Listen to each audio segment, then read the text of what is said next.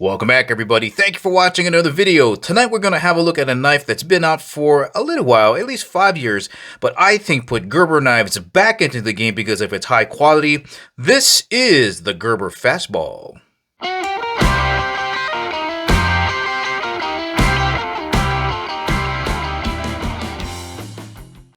And as always, guys, if at the ending of the video you want to purchase this awesome EDC knife from Gerber and help support the channel, make sure you check out the link in the description below because we do get a commission if you purchase this knife. And before getting started, just want to thank the good folks out at Gerber for sending me this knife to review. Let's get started. Let's begin with some quick size references just so you get a better idea for the overall size of the Fastball. Here it is next to a large permanent marker. Here's a quick look at them side by side vertically so you can compare the thickness of the knife handle versus a permanent marker. Let's take a rough measurement here with the blade closed for overall length. And looks like we got just about maybe 4 inches, maybe 4 1/16 long. Pretty close to 4 inches though. Here it is with the blade open.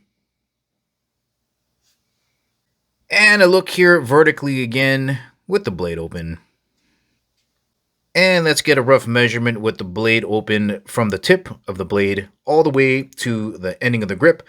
Looks like it's just about 7 inches overall length. Let's have a look at the top of the knife here just to give you an idea for the overall thickness of this knife. Well, in this case, thinness. Now, normally when I measure these, they're about the same thickness as the thicker side of a pair of chopsticks. But here, it's a little bit thinner. Here's the thinner side. I don't think it's going to be as thin as that, but yeah, definitely thinner than that. All right, let's run the ruler across this way. Okay, I got the left side even up, and looks like we got just about 3/8 of an inch thick.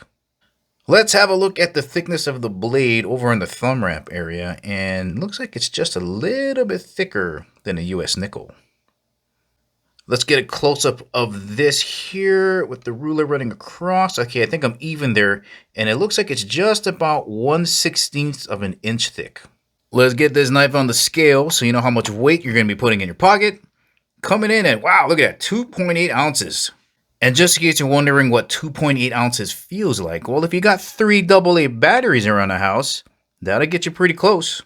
Let's have a look at your opening mechanism, and really is the beginning of one of the main features of this knife, the action, the speed, and how solid this feels when you open it. So here's your lever, got a little bit of jimping in here, helps you get a little more grip, and look at the speed on that. It doesn't take much effort to get that to fly open. The blade is pivoting on a ball bearing system, and you have a liner lock right here to close it up. You just move that on the side, close it up. Guys, Gerber has done such a good job in tuning the tension of the detent on this blade and the quality of the bearings in here that it really puts it up there with the big boys in the industry. And every time you open this, it doesn't take a lot, right? Even if you just touch it, or if you really want to fly it open, it's a consistent, smooth opening action every single time. I want to point out one really cool design feature, and I suspect is probably one of the main features that's let them really tune this knife to open up so consistently and quick, and that's the fact that they've nested the race bearing into the handle itself. So when you flick this open, there's no liner on this side because they're using the handle as the liner. And as a result, I think they probably had to use a backspacer to give this knife a little bit more rigidity and support. And is also another reason why you don't have holes on this side so you can carry this tip down, but you do have them on this side. This knife is so incredibly fun to flick open. Let's have a look up front at the blade, starting off at the thumb ramp area. No jimping, absolutely smooth, no interruptions, flowing right down to that tip. There's a look at the taper there. Again, Wharncliffe blade shape. And stone wash finish.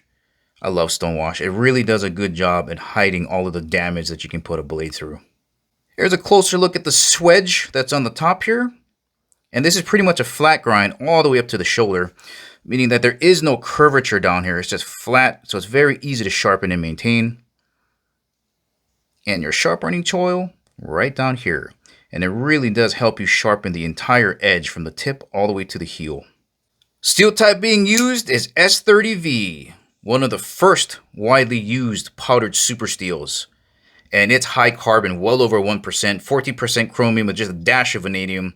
Just a right combination that gives you really good edge retention, really good wear resistance. Corrosion resistance is going to be off the charts. Now, if you haven't heard of powdered steel before, the only things you gotta know is that because it starts off its life in a powder format and then gets compressed under ridiculously high heat, the grain structure in powdered steel is a lot more consistent, the voids are a lot less and a lot smaller, making for a stronger, more consistent steel versus one that starts off as a liquid and then later has to be rolled. Let's have a look at these handles. Again, this is the sage green. Type 3 hard anodizing, aircraft grade aluminum, which is very similar to what you find on AR-15 lures. So it's lightweight and durable, and this finish should be durable as well. We even have nested torque screws in here. Nothing sticking up there. Shape of the handle, pretty basic. Just comes straight here, drops down in here. Easily get 4 fingers on there, perfect for EDC size. The thinness and lightness of this knife makes it feel so agile. We have a lanyard hole cut here in the back. This back spacer is plastic. The special edition ones, I believe, are made out of aluminum. Here is a look at your pocket clip. Get your profile shot of that there. It is reversible to the other side, and you can carry it tipped down right hand, but not tip down left hand.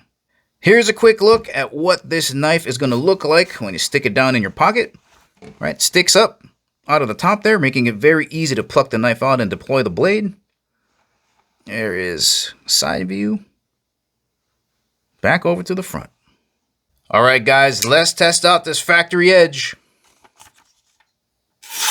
Oh, yeah. Pretty good. Sharp stuff. This edge should have no trouble cutting through some paracord. Alright, let's finish up with some cardboard.